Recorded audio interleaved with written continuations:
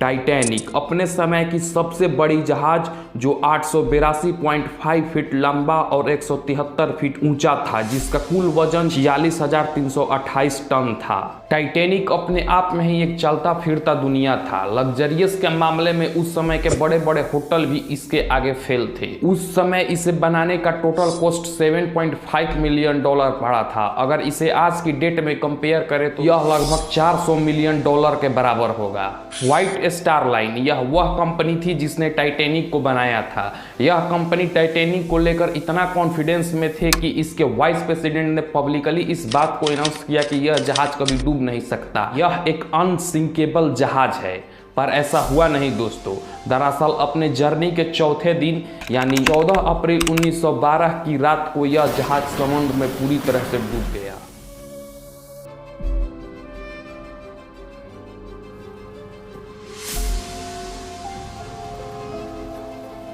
कहानी स्टार्ट होती है 10 अप्रैल 1912 को, जब टाइटैनिक अपना पहला सफर पर निकला। इसे साउथहैम्पटन इंग्लैंड से न्यूयॉर्क जाना था। जहाज के कैप्टन थे एडवर्ड जॉन स्मिथ। जहाज में टोटल 2224 लोग थे, इंक्लूडिंग दी शिप स्टाफ। अपने जर्नी के दूसरे दिन ही टाइटैनिक को आइस वार्निंग मिलने लगती है। समुद्र में प्रेजेंट और जहाज अपने आसपास के जहाजों को मैसेज के जरिए आइसबर्ग से अलर्ट करते हैं। यह उस समय एक कॉमन चीज थी। इन वार्निंग के बाद टाइटैनिक ने 2 बार अपना रूट बदला, पर अपना स्पीड जो 40 किलोमीटर पर आवर का था उसे कम नहीं किया। स्पीड कम ना करने का एक कारण बताया जाता है कि जहाज के कैप्टन को ऑर्डर मिला था कि हमें समय से पहले जर्नी को कंप्लीट कर एक रिकॉर्ड बनाना है और पब्लिसिटी गेन करना है। कुल मिलाकर टाइटैनिक को 6 आइस वार्निंग मिल चुका था, पर टाइटैनिक के ऑफिसर्स ने इसे नजरअंदाज कर इसी स्पीड से आगे की ओर बढ़ते रहे। और फिर आता है 14 अप्रैल 1912 की वह रात, जब शिप के कुछ ऑफिसर्स को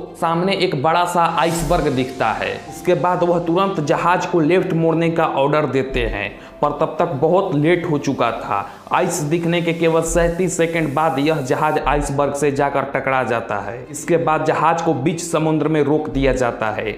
अब तक टाइटैनिक 600 किलोमीटर तक का सफर पूरा कर चुका था। जिस आइसबर्ग से टाइटैनिक टकराया था उसकी ऊंचाई वाटर लेवल से 100 फीट की थी। उसकी एक्चुअल ऊंचाई 200 से 400 फीट की थी। करीब 10 सेकंड तक जहाज इस आइसबर्ग के साथ सटता चला गया, जिससे शिप का जो फ्रंट एरिया था उसमें क्रैक हो गया और पानी भरने लगा। टकराव के बाद जब शिप के आर्किटेक्ट और अफसर्स ने शिप का इंस्पेक्शन किया तो उन्हें रियलाइज हुआ कि अब यह जहाज पानी में डूब जाएगा, क्योंकि टकराव के कारण शिप के 16 वाटर टैंक कंपार्टमेंट में से 6 भर चुका था, जबकि मैक्सिमम लिमिट केवल 4 की थी।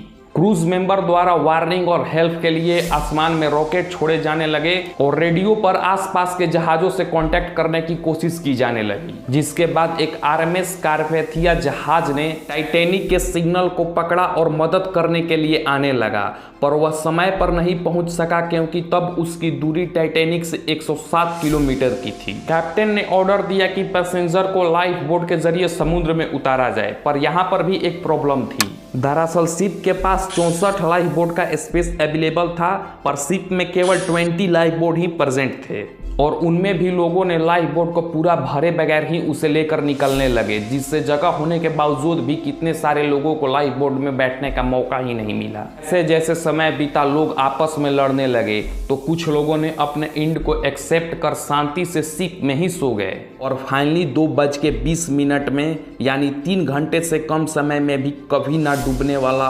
अनसिंकेबल जहाज पानी में डूब गया। और जो लोग लाइफ बोट के जरिए समुद्र में उतर गए थे उन्हें आरएमएस कारपेथिया जहाज ने आकर बचा लिया। टाइटैनिक के डूबने के करीब 70 साल बाद 1985 में American ocean explorer Robert belt और एक फ्रेंच ओशियनोग्राफर द्वारा टाइटैनिक के मलबे को समुद्र में लगभग 30 किलोमीटर अंदर खोजा गया, और यह अनुमान लगाया जा रहा है कि करीब 2030 में यह जहाज पूरी तरह से पानी में डिकम्पोज हो जाएगा। अगर वीडियो पसंद आई हो तो प्लीज़ वीडियो को लाइक कर चैनल को सब्सक्राइब कर लीजिए और बेल आइकॉन दबा लीजिए, ताकि हमारी आने वाली हर नई वीडियो की अपडेट आप तक पहुंचती रहे। मिलते हैं अगले वीडियो में, प्लीज़ चैनल को सब्सक्राइब कर लीजिए।